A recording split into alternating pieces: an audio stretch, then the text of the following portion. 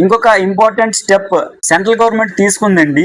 ఏంటి అంటే ఇక నుంచి 12% కన్నా మించి ఇథైల్ ఆల్కహాల్ పర్సెంటేజ్ ఎక్కువ ఉన్న మిక్స్ చేసి ఉన్న ఫార్ములేషన్స్ అయిన మెడిసిన్స్ ని ఇక నుంచి కఠిన నిబంధనలు జారీ చేసిందండి. లైసెన్స్ ఉన్న డాక్టర్స్ మరియు ఫార్మసిస్టులు మాత్రమే దీన్ని ప్రజలకు ఇవ్వగలరు. సాధారణంగా వెళ్ళి మనం వీళ్ళు అడిగితే ఎవరు. ఆల్రెడీ మనకి ప్రీవియస్ గా సెంట్రల్ గవర్నమెంట్ కాఫ్ సిరప్స్ పై స్ట్రిక్ట్ యాక్షన్ తీసుకుంది.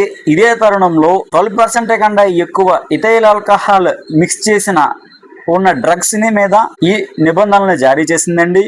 ఈ నిబంధనలో ఏమని పేర్కొంది అంటే కొన్ని ఫార్ములేషన్స్ లో 80 to 90% ఆఫ్ ఇథైల్ ఆల్కహాల్ ఉంది.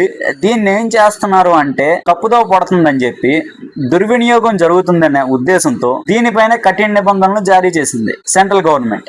ఇక నుంచి ఇథైల్ ఆల్కహాల్ 12% కన్నా ఎక్కువ ఉన్న మ్యానుఫ్యాక్చరర్స్ కానీ లేదా ఫార్మసిస్టులు కానీ వీటిపైన ప్రజలకి ఇవ్వాలి అనుకుంటే సంబంధిత డాక్టర్ లేదా లైసెన్స్ ఉన్న పర్సన్ మాత్రమే వీటిని సిఫారసు చేయాలి. అంతే తప్ప ఫలానా మెడిసిన్ కావాలి అని చెప్పి మెడికల్ షాప్స్ కి వెళ్ళేసి మనం అడగాలి అంటే ఇక నుంచి లభించదు.